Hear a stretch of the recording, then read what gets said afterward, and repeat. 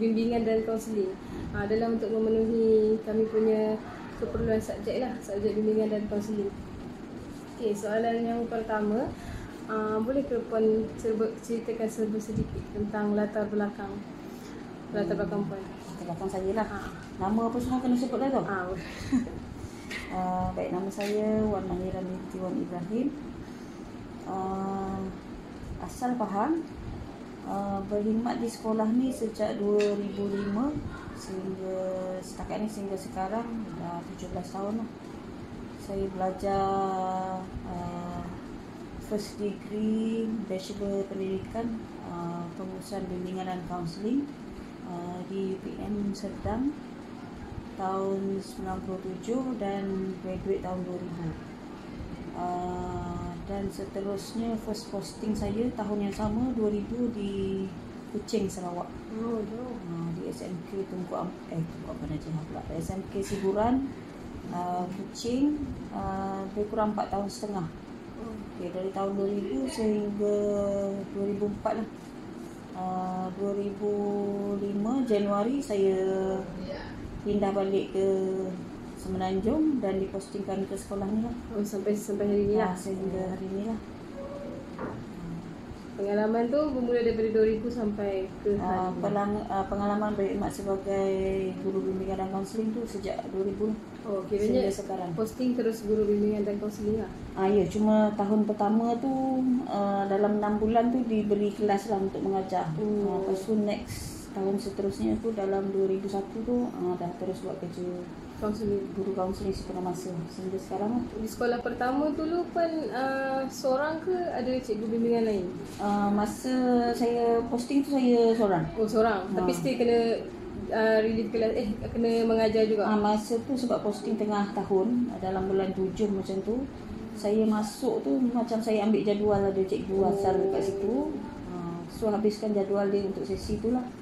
Masa tahun depan tu baru tak ada. Baru tahun depan tu baru buat full kerja guru bimbingan dan kaunseling lah. Masa posting tahun 2000 tu memang sekolah tu tak ada guru bimbingan dan kaunseling lah. Okey, pada pendapat Puan, jika disebut tentang perkhidmatan bimbingan dan kaunseling ni, apakah gambaran umum dan perkhidmatan yang ditawarkan dalam bidang ni? Dia sebenarnya meluas, tapi secara khususnya dia lebih kepada pembangunan sahsiah murid lah. Okey. Yalah, kalau macam cikgu akademik dia fokus dekat akademik murid. Guru kaunseling ni pula dia kena melengkapi perkara lain selain tu. Banyak perkara lah, contoh macam pembangunan sahsiah. Yalah, dekat sekolah dia ada peraturan dan sebagainya. Dan dalam masa sama bagi saya guru kaunseling ni kena berfungsi untuk mendengar juga bagi pihak murid. Sebab kalau macam mana dia yang saya amalkan sebelum ni lah. Bagi saya cikgu akademik dia memang akan fokus dekat akademik. Jadi cikgu akademik mungkin tak ada masa, tak ada ruang sangat untuk mendengar apa-apa isu lain berkait dengan murid tersebut. Ialah sebab mereka ada silibus yang kena kejar, lepas tu fokus dekat prestasi akademik dan sebagainya. Jadi untuk bahagian lain tu fungsi guru kaunseling lah, untuk bantu murid dari segi emosi, menyesuaikan diri, membawa diri dengan betul, mengikut budaya sekolah dan sebagainya. Dan benda-benda tu dia berlaku melalui banyak proses dan banyak cara lah.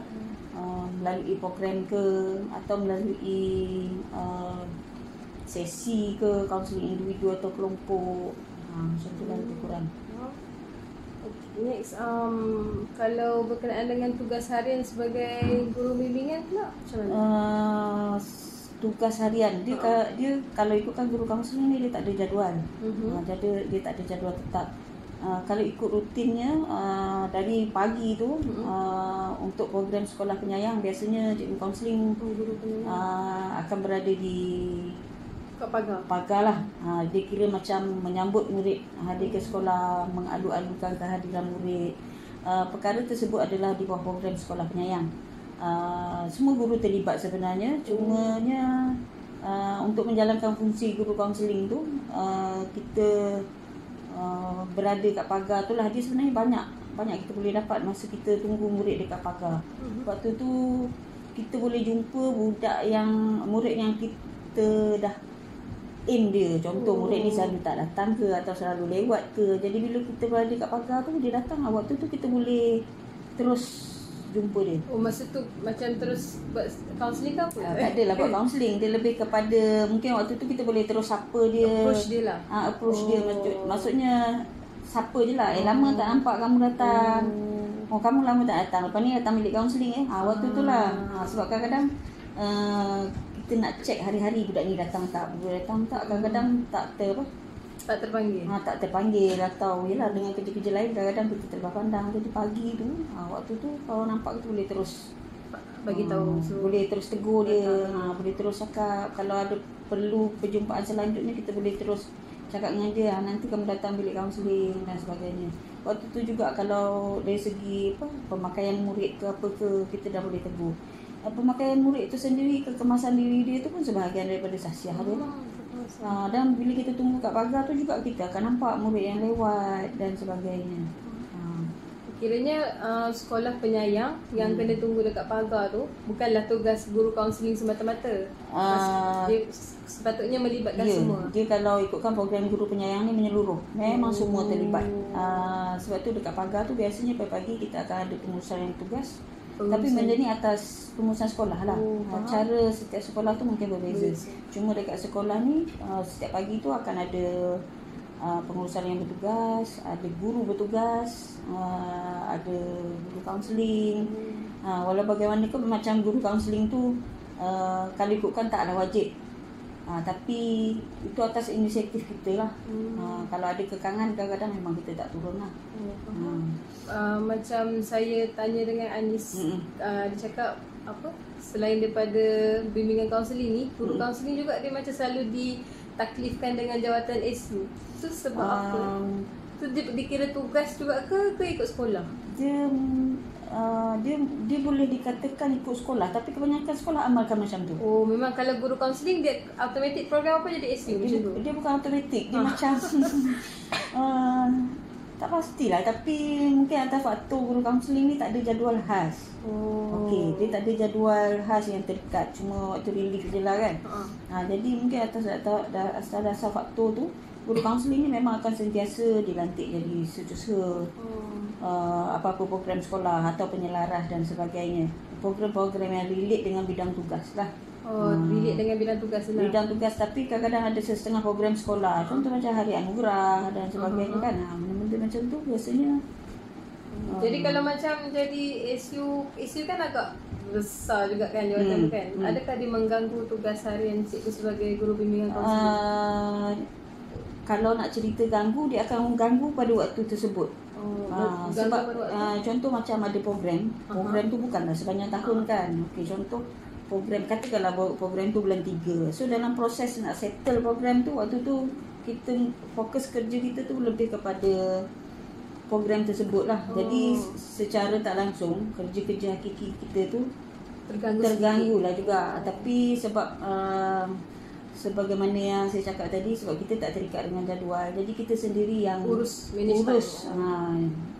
jadual kita sendirilah. Macam tu. Maksudnya sendiri kena disiplin lah dengan masa tu. Sendiri kena disiplin, senarai tugas tu kena ada, senarai semak tu kena ada. Maksudnya kalau ada perkara yang boleh kita tolak ke belakang, kita tolak dulu. Yang mana perlu disegerakan, didahulukan, yang tu kita dahulukan lah. Lepas tu kalau dekat sekolah ni, macam mana sesi kaunseling tu dijalankan? Kalau ikut setakat ni tak ada masalah sebenarnya nak buat sesi kaunseling. Cumanya sebab saya sendiri yang biasa saya amalkan dari dulu, saya tak nak ganggu sangat waktu PDPC. Biasanya saya akan panggil murid waktu mereka PJ, waktu PJ atau waktu diorang ada relief. Okey, waktu dia relief atau waktu PJ. Kecuali kalau kes-kes yang memang urgent, yang memang perlukan perlukan tindakan cepat dan sebagainya, waktu tu saya abaikanlah. PDPC waktu terus panggil. Maksudnya memang keperluannya tu memang perlu ambil tindakan segera. Jadi saya akan panggil je lah bila perlu. Tapi kalau sesi kaunseling individu atau kelompok tu kita boleh adjust ikut kesesuaian. Biasanya saya akan rujuk jadual kelas diorang lah. Sebab tu biasanya satu perkara penting kerja guru kaunseling ni kena ada data. Kena ada Data murid, kena ada jadual jadual kelas, kena ada jadual guru, kena ada macam tu lah. Jadual guru pun kena ada sebab Mungkin nak ada. relate nak apa. Yalah, sebab kadang-kadang bila kita nak panggil murid, nak hubungi dan sebagainya. Takut murid hilang apa kan. Ya. Macam kalau murid yang datang ke sesi ni, dia adalah sukarela atau paksa rela? Kebiasaan. Dia macam mana nak cakap, kebiasaannya, kebanyakannya kita panggil lah. Kena panggil. Saya panggil tu satu sama ada rujukan daripada mana-mana guru. Maksudnya mungkin murid ni ada apa-apa isu yang guru mata pelajaran mereka kena pasti murid ni mungkin ada apa-apa isu, jadi dia rujuk. Sama ada murid rujuk ataupun kita panggil berdasarkan data yang kita ada tadi lah. Contoh rekod kehadiran dan lagi rekod data akademik. Sebab tu kalau dari segi cara kerja saya lah, saya memang bekerja dengan data. Dari data tu kita boleh tengok semua maklumat murid tu sebenarnya. Dari maklumat yang kita ada tu sebenarnya kita boleh kena pasti latar belakang murid tu dari awal. Latar belakang murid tu maksudnya dari segi status sosioekonomi ke, status dia sama ada family dia ibu tunggal ke, bapa tunggal ke, anak yatim ke apa ke. Kadang-kadang perkara-perkara macam tu memang akan mempengaruhi Sesi. diri murid tu lah, mempengaruhi diri murid. Jadi kalau kita dah ada data tu awal, kita dah ada gambaran awal jugalah.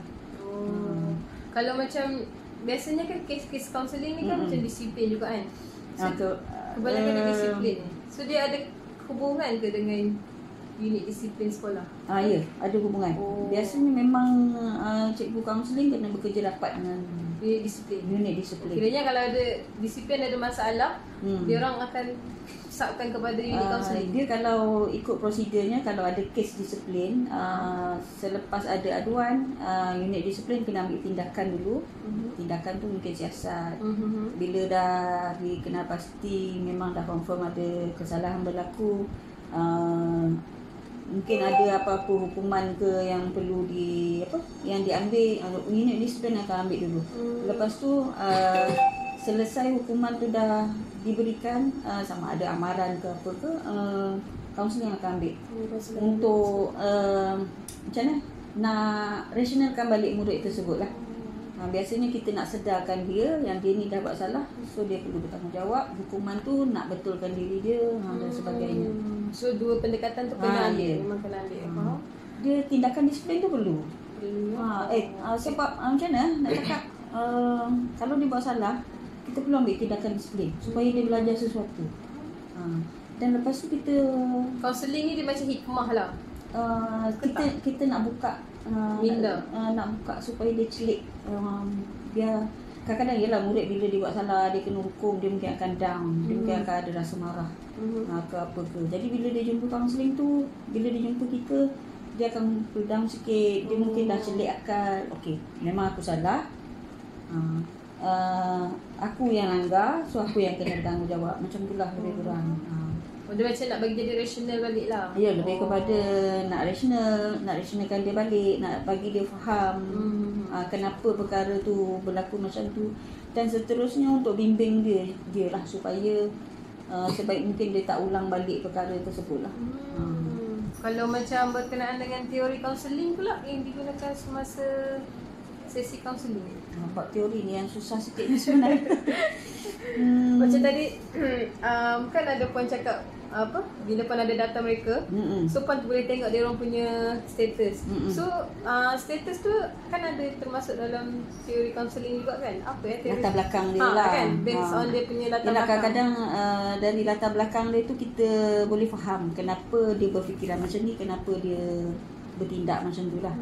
Latar belakang maksudnya cara didikan dia dekat rumah, benda-benda macam tu lah. So mungkin boleh dikatakan puan gunakan latar belakang tu as root puan untuk menjalankan sesi kaunseling, begitu ke tak? macam mana nak cakap about dia. Dia bukan sebagai root lah, tapi lebih kepada membantu saya nak faham dia lebih. Kepada membantu nak faham. Bantu saya nak faham kenapa budak ni macam ni. Faham. Selain daripada tengok latar belakang, Selain daripada dia tengok latar belakang, maksudnya macam mana ya? maksudnya macam tadi kan Puan nak kena seorang murid tu tengok latar belakang dia kan. Okay. Selain daripada tengok latar belakang dia, ada tak lagi cara macam tengok dia punya sikap dia bila datang jumpa Puan ke, ataupun nak tanya kawan-kawan berkenaan perangai dia dulu. Dia kadang-kadang macam tu lah, kita akan dapat sebanyak mungkin maklumat sama ada daripada guru kelas dia, guru mata pelajaran dia. Kadang-kadang kita tanya juga dengan kawan-kawan, dan kalau untuk kes-kes tertentu memang kita hubungi ibu bapa lah. Hubungi ibu bapa untuk hubungi ibu bapa ni macam kadang-kadang satu kita nak maklumkan kepada dia tentang apa, mungkin sikap ke, isu ke, atau sebenarnya kita nak dapatkan maklumat juga lah. Kadang-kadang ada setengah budak ni dekat sekolah dia lain, dekat rumah dia lain. Ingat kan disiplin dia yang hubungi parents. Kaunseling pun hubungi juga. Faham. Kalau teknik pula, macam tadi berdasarkan dia punya latar belakang kan. Okay, so lepas dah tahu latar belakang, apa pendekatan yang Puan gunakan untuk panggil mereka? Dari segi teknik, teknik tu maksudnya semasa sesi tu dijalankan lah. Semasa sesi ataupun sebelum nak panggil tu, ada ke budak yang macam tak nak datang ke? So apa teknik yang digunakan untuk? Setakat ni tak adalah dia tak nak datang. Dia datang je lah. Dari segi teknik, rasanya kalau setiap kali saya jumpa murid, saya benarkan mereka luahkan dululah. Okey, dia luahkan dulu, dia cakap dulu. Bila dari dia cerita tu, saya akan combine apa yang dia sampaikan dengan data sedia ada yang saya dah tahu, atau maklumat lain yang saya dah dapat daripada sumber-sumber tadi tu lah. Biasanya dekat situ, masa sesi tu lah kita cuba kenal pasti apa isu sebenar. Kadang-kadang yang dia sampaikan lain. Okey, contoh dia sampaikan kawan tak nak berkawan. Kawan ignore dia, palau dia. Istilah budak sekarang lah. Okey, palau dia. Tapi daripada perbualan tu sendiri, dengan dari maklumat-maklumat yang kita ada, kadang-kadang kita sebagai guru kaunseling ni mungkin dah dapat detect isunya kat mana, puncanya kat mana. Kadang-kadang punca tu mungkin memang dari kawan dia, atau punca tu dari diri dia sendiri. Biasanya kita dengar dulu, lepas tu kita combine maklumat yang kita ada tadi, lepas tu cuba bagi kesedaran kendiri pada dia lah. Maksudnya kalau macam, maksudnya dia tak boleh based on cerita budak yang datang kaunseling tu semata-mata lah. Dia kena ada sumber-sumber lain juga yang mengungkap. Kiranya kan ada ke yang berlaku yang datang kaunseling tapi menipu? Biasa. Memang biasalah tu. Biasa. Tu kadang-kadang kalau yang datang terus tanpa sempat kita dapatkan maklumat dia, memang biasanya lepas tu baru kita dapatkan maklumat, baru kita dapat kena pasti budak ni kadang-kadang tidak tak jujur ke, atau dia bukan tak jujur, dia mungkin hela-hela diri dia tu. So dia akan keluarkan segala perisai yang ada untuk dia membela diri dia kan. Kalau budak menipu ke apa ke tu biasa sebenarnya. Ada tak beberapa kes yang pernah Puan hadapi sepanjang, antara kes-kes lah yang contoh-contoh kes. Contoh-contoh kes yang pernah dihadapi. Nak kes yang sulit ke, nak kes yang boleh je yang sulit ke sampai yang tak sulit. Kalau kebiasaannya, sebab sekolah ni sekolah perempuan, kes-kes biasa yang saya jumpa, budak perempuan ni dia suka overthinking. Biasanya isu yang mereka datang isu hubungan dengan kawan. Tapi bila melalui perbualan kadang-kadang dan sebagainya, yang dapat dikenal pasti isunya overthinking. Maksudnya yalah, kadang-kadang budak perempuan kan dia lebih kepada mulut tau. Kadang-kadang dia mungkin bercakap yang menyebabkan kawan dia kecil hati. Lepas tu dia mula overthinking, semua orang tak suka dia, semua orang palau dia. Sedangkan kadang-kadang orang lain tak tahu pun. Dia je yang rasa macam tu. Itu kalau kebiasaan kes macam tu lah. Kalau kes-kes berkait dengan disiplin pula, dia kadang-kadang ada kaitan dengan latar belakang keluarga. Ada setengah murid bila dia macam keluarga tu sendiri yang tak mengambil berat. Contoh macam isu kehadiran, macam parent sendiri tak ambil berat soal kehadiran anak, menyebabkan anak tu sendiri pun tak rasa apa kalau tak rasa apa macam tu. Tapi ada setengah juga parent memang dia ambil berat, tapi anak tu sendiri yang memang dah tak nak ke, tak berminat ke apa ke macam tu lah. Tapi kalau ikutkan kat sekolah ni jarang ada kes berat. Jarang, tapi ada. Pernah ada kes berat yang melibatkan gol, sumbang mahram. Roba atau sumbang mahram tu di rumah lah, bukan biasa benda tu berlaku dekat luar, tapi dekat luar lah biasanya, tapi dibawa ke sekolah untuk disponsor. Kadang-kadang dibawa ke sekolah, laporan tu dibawa ke sekolah, atau kita dapat detect semasa di sekolah macam tu lah. Maksudnya perlakuan dia berubah ke macam tu? Kadang-kadang perlakuan dan sikap tu berubah, atau kadang-kadang dari segi kesihatan dan sebagainya lah. Jadinya kalau macam contoh yang puan cakap kes berat tadi, macam kes roba atau sumbang mahram tu, parents laporkan ataupun macam mana? Ke budak sendiri yang datang cerita? Setakat ni biasanya bila tu macam mana saya bagi salah satu contoh kes je lah. Murid ni ada, kebetulan dia tak ada sekolah. Bila kita panggil tanya, dia kata kencing kotor. Okey. Tu asal punca je lah. Murid ni tadi, untuk kes yang saya sebut tadi, isunya dia buat hubungan, dia mengaku akhirnya dia buat hubungan seksual dengan dia punya teman lelaki. Lepas dah dapat makluman tu, dah lapor kepada pihak pentadbir. So pentadbir decide panggil ibu bapa. So kita panggil ibu bapa dan maklumkan, dan langkah seterusnya ibu bapa lah yang ambil tindakan untuk laporkan kepada polis dan sebagainya. Memang banyak jugalah kes disiplin yang puan pernah handle. Sebenarnya tu perkara biasa kot kat mana-mana sekolah pun. Isu disiplin ni akan sentiasa ada. Cumanya kalau dari segi cabaran pula bersama dengan para pelajar, cabaran nak menghandle sesi kaunseling, ada tak cabaran-cabaran? Ni cabaran dia kadang-kadang kalau terutama kes rujuk ni, murid ni tak nak, sama ada tak nak bercakap atau dia tak nak luahkan lah. Jadi kena gunakan kaedah. Tengok pada situasi. Kalau kes-kes disiplin yang dirujuk oleh guru, contoh kes tak buat kerja sekolah ke apa ke, benda-benda macam tu, kalau murid ni tak nak bercakap ke atau tak nak bagi kerjasama sampai kita tak boleh nak detect apa isu sebenar dia, biasanya saya terus straight to the point je lah. Straight. Okay, terus fokus kepada kenapa dia dirujuk. Mungkin kat situ boleh berlaku bimbingan. Contoh macam isu tak buat kerja sekolah. So kita bimbing dia macam mana nak urus masa supaya dia boleh siapkan kerja sekolah dia. Mungkin boleh ajar dia macam mana nak buat jadual belajar sendiri. Supaya lepas tu ajar dia macam mana nak manage homework, contohnya buat senarai semak. Lepas tu catat bila nak hantar dan sebagainya. Dan sedikit motivasi lah. Motivasi supaya kadang-kadang dia tak buat kerja sekolah ni, mungkin malas lah kot. Kalau macam malas tu bagi motivasi je lah.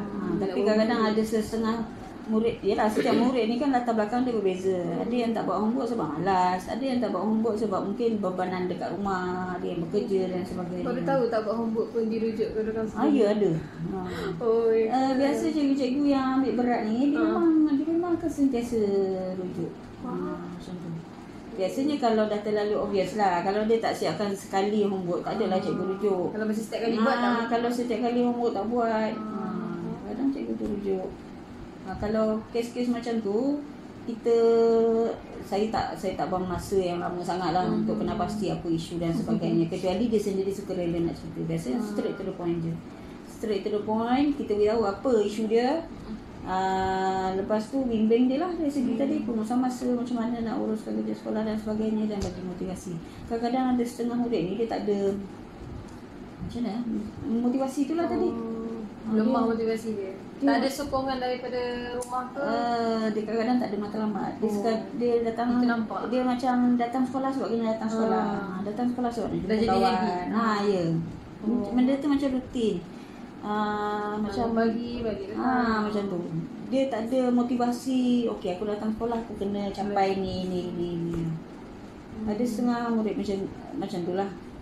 Macam mana pula kalau dalam keadaan stigma pelajar yang mereka mengatakan bahawa kalau tanya pernah pergi kaunseling tak? Pernah pergi yang sukarela, bukan yang kena panggilkan kan? Macam kalau kita boleh luah apa tu je kan. Macam mana kalau yang ada stigma mengatakan apa? Takut nak pergi kaunseling, takut rahsia mereka bocor. Stigma tu saya rasa dari dulu sampai sekarang tetap ada. Macam tak boleh lah kita nak hapuskan benda tu. Ke macam cikgu-cikgu mata pelajaran pun kena mainkan peranan, kena bagi tahu bahawa sebenarnya dia ada akta-akta yang tak boleh ni tu macam. Dari segi kerahsiaan ke apa tu kan. Dia kadang-kadang mungkin bila kita banyak sangat tackle isu-isu disiplin, menyebabkan budak ni dia ada satu stigma yang mengatakan okey, kau buat salah kau mesti masuk bilik kaunseling. Macam tu. So stigma dia bilik kaunseling ni lebih kurang macam bilik disiplin. Yang masuk bilik kaunseling ni yang masalah je macam tu. Stigma tu masih ada. Masih ada. Tapi dia kadang-kadang dia berubah selepas dia keluar dari bilik ni lah. Baru dia nampak macam baru dia nampak okey, cikgu ni panggil bukan nak marah pun. Tak murid yang cakap dia tak ada masalah. Sebenarnya dia ada masalah ke? Sebab saya macam pernah dengar quote tu kan. Kalau siapa yang cakap dia tak ada masalah, sebenarnya dia banyak masalah. Sebenarnya kalau ikutkan kaunseling ni untuk orang yang sihat. Untuk orang yang sihat yang nak kembangkan lagi bakat dia, potensi dia, nak kembangkan lagi apa perkara-perkara positif yang ada dalam diri dia. Betul je lah. Apakah nasihat yang boleh dikongsikan kepada orang awam berkenaan dengan perkhidmatan bimbingan dan kaunseling ni? Orang awam tu maksudnya apa? Orang awam maksudnya mungkin nak buang stigma-stigma yang mengatakan macam tu atau satu stigma yang saya rasa memang bukan dalam sekolah je. Isu kerahsiaan. Isu kerahsiaan kadang-kadang ada setengah stigma yang mengatakan sampai kat cikgu kaunseling lepas ni satu sekolah tahu. Okey. Bagi saya sendiri, pendapat peribadi saya, untuk sesetengah isu yang memang betul-betul peribadi, yang tak perlu, yang tak boleh menyebabkan apa-apa efek lah, contohnya kesan yang buruk kepada diri murid tu atau orang lain, memang saya akan simpan sendiri sajalah. Itu maksudnya untuk urusan saya dengan murid tersebut. Tapi kalau ada setengah isu tu memang boleh bawa kesan buruk dari segi keselamatan diri dia ke apa ke, biasanya memang kita akan jelaskan terus pada murid tu. Kalau kita dapati perkara ni boleh menjejaskan dia atau kawan-kawan dia, contohlah murid ada kecenderungan nak mencederakan diri sendiri contohnya, kita maklumkan siap-siap pada dia, kita akan laporkan perkara ni kepada pengurusan sekolah, dan kalau perlu kita akan maklumkan pada ibu bapa. Jadi murid tu dah aware lah. Ya, dia dah aware. Tapi isu ni, kadang-kadang setengah perkara tu tersebar. Dia kadang-kadang murid ni kadang-kadang dia bukan share dengan guru kaunseling dia. Dia kadang-kadang share dengan kawan dia. Dan dia kadang-kadang dia share dengan guru yang dia percaya. Macam tu. Jadi bila ada pihak lain yang dah tahu, mungkin benda tu tersebar secara, maksudnya contoh lah, kawan ada masalah, kawan cerita kat awak, tapi kawan bukan cerita kat awak seorang, kawan cerita juga dengan orang lain. Yelah, sebab kita bila ada masalah kadang-kadang kita nak meluahkan kan, kita nak bercakap dengan orang. Jadi cerita tu kadang-kadang bukan satu pihak je tahu. Kadang-kadang yang bocor maklumat tu bukan guru kaunseling, tapi guru kaunseling yang dapat nama guru. Ya, kadang-kadang benda tu bukan dari guru kaunseling. Kadang-kadang tuan punya isu tu sendiri yang, tapi tak salahkan dia lah. Dia kadang-kadang bila dia ada masalah dia akan cerita pada orang. Macam sepatutnya tak, kalau macam contoh dia cerita kepada guru, guru-guru naik bilik guru ramai. Ya, betul. Sepatutnya tak guru-guru tu pergi mengumpat pula benda ni. Itu masalah dia. Ada setengah guru, bila dia dah tahu isu budak ni, dia akan maklumkan pada kawan dia. Kawan cuba panggil budak ni, saya dapat tahu dia sekian. Okay. Itu cara yang betul lah sebenarnya, sebab kita nak bantu budak tu. Tapi kita manusia kan, kita tak boleh nak tu lah. Dan lagi satu, kadang-kadang setengah isu tu tadi kita terpaksa maklumkan kepada pentadbir. Dan untuk uruskan kes tu kadang-kadang ada beberapa pihak yang kena tahu. Bila ada beberapa pihak yang kena tahu, waktu tu lah berlaku leaking penyebaran dan sebagainya. Kadang-kadang ada setengah kes yang kawan fikir kawan pengetua je tahu. Tapi tiba-tiba ada orang datang tanya kawan tahu tak budak ni. Mesti terkejut lah tiba-tiba. Bila dia tanya macam tu, kawan akan tanya balik, mana awak dapat tahu? Ni cerita ni. Dia kadang-kadang macam tu lah. Tapi bagi kawan sendiri, kawan tahu tu memang etika perkhidmatan kawan cuba sebaik mungkin untuk jaga kerahsiaan budak ni, kecuali kawan rasa perkara tu bukanlah perkara yang mengaibkan ke apa ke. Macam mungkin nasihatnya macam kalau kita dapat dapat tahu apa seorang punya kelemahan ataupun masalah. Maksudnya dari segi kerahsiaan tu kita sendiri yang jadi pendengar tu kena rahsiakan lah. Walaupun kita bukan sebagai guru kaunseling tu macam mana? Seeloknya macam tu lah. Atau kalau contohlah ada murid jumpa Najat untuk share dia punya isu, Najat boleh nilai sendiri isu yang budak share tu adakah akan menjadi ancaman kepada dia atau kepada orang lain. Kalau dia tak efek bagi ancaman ke apa ke, mungkin boleh cukup sekadar Najat mendengar saja. Dengar, lepas tu mungkin bagi nasihat yang perlu kepada murid tersebut. Tapi kalau isu tu Najat rasa memang perlu guru kaunseling tahu ke, boleh maklumkan. Contohlah macam murid tu ada kecenderungan nak mencederakan diri ke. Sebab guru biasa dia tak ada teknik-teknik yang sepatutnya ada dalam bimbingan kaunseling. Dia sebenarnya kadang-kadang ada setengah isu guru kaunseling tak tahu. Guru mata pelajaran tahu. Sebab guru mata pelajaran ni kadang-kadang dia masuk mengajar, dia jumpa budak tu sentiasa. Kadang-kadang dia lebih tahu. Kalau rasa boleh ambil tanggungjawab untuk bimbing budak tu secara tak langsung semasa PDPC tu, tak apa, boleh teruskan. Tapi kalau rasa budak ni perlu bantuan lebih, rujukkan dia, cakaplah dengan budak tu. Maksudnya kiranya dia kongsi masalah dengan kita. Kita kena bagi tahu kat budak tu dulu bahawa saya nak rujukkan awak. Maksudnya kita tak boleh bagi tahu. Mungkin peringkat awal Najat dengar dulu. Lepas tu bila Najat boleh nilai sendiri. Budak ni perlu bantuan tak? Kalau rasa perlu bantuan, cadangkan pada dia. Apa kata awak pergi jumpa guru kaunseling? Atau kalau saya beritahu hal ni pada Cikgu Wan boleh ke? Macam tu. Minta persetujuan dia lah. Supaya dia tak terasa betrayal lah. Ya, macam tu. Itulah, ada setengah isu bila cikgu rujuk. Tapi kalau macam isu-isu biasa macam kerja sekolah dan sebagainya tu, kita boleh terus ke isu je. Tapi kalau berkait dengan hal peribadi dan sebagainya, kita memang perlukan persetujuan. Yelah, satu nak jaga aib, amanah. Contoh ada murid bercerita dengan Najat, dia tak biasa dengan Cikgu Wan, dia bercerita dengan Najat. Najat sendiri kena jaga amanah tu, jangan sampai budak tu rasa Cikgu Najat ni tak boleh percaya. Macam tu lah. That's why kena saya cadangkan lah. Kalau ada murid mengadu kat guru mata pelajaran hal-hal peribadi ni, kalau rasa dia perlukan pertolongan lanjut, dan kalau guru mata pelajaran tu tak boleh nak bantu dia lagi atas kekangan tugas tu, cadangkan pada dia untuk jumpa guru kaunseling. Itu saja kot untuk temu bual kita pada hari ini. Terima kasih banyak kepada Puan. Harap membantulah. Sangat membantu, sangat banyak membuka minda saya berkenaan dengan kaunseling, bimbingan dan kaunseling. Cuma itulah, setiap orang ada fungsi dan peranan dia lah. Kalau kita mainkan peranan masing-masing. Mainkan peranan masing-masing. Kalau kita faham tugas orang lain, dia tak ada isu lah. Orang ni tak ada kerja. Betul-betul. Kalau nak cerita kerja, nak kerja. Ini contoh macam ada program Minda Sihat. Pentaksiran, kena key in data dan sebagainya, lepas tu kena buat intervensi.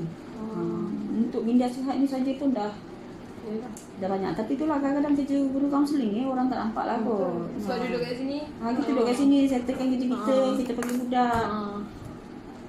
Tak boleh lah kita panggil budak kat depan orang, kat kantin ke apa, tak sesuai. Sebab kita nak jaga profesionalisme satu, nak jaga kerahsiaan, nak jaga banyaklah perkara kena jaga. Jadi memang kat sini je lah tempat yang sesuai. Sebenarnya kita nak settle masalah budak tu. Dan kita pun tak boleh lah nak cerita kat semua orang, okey aku jumpa budak ni hari ni tu. Kalau orang faham. Orang tak faham. Tapi yang penting kita buat kerja kita. Jadi kawan macam tu je. Kau jaga kerja kau. Kau selalu fikir macam ni. Biar kerja dan tindakan kita tu yang bercakap bagi pihak kita. Kalau kita jaga kerja kita, orang akan tahu kita bekerja. Tanpa kita sibuk cerita kat semua orang. Macam tu lah. Kadang-kadang kawan biasa macam ni je lah, nak pujuk hati sendiri. Tak apa, Allah tahu. Allah tahu. Ini kerja aku buat, aku ambil tanggungjawab aku, Allah tahu. Orang tak tahu. Nak cakap apa tu pula. Macam tu je lah. Baik, terima kasih banyak.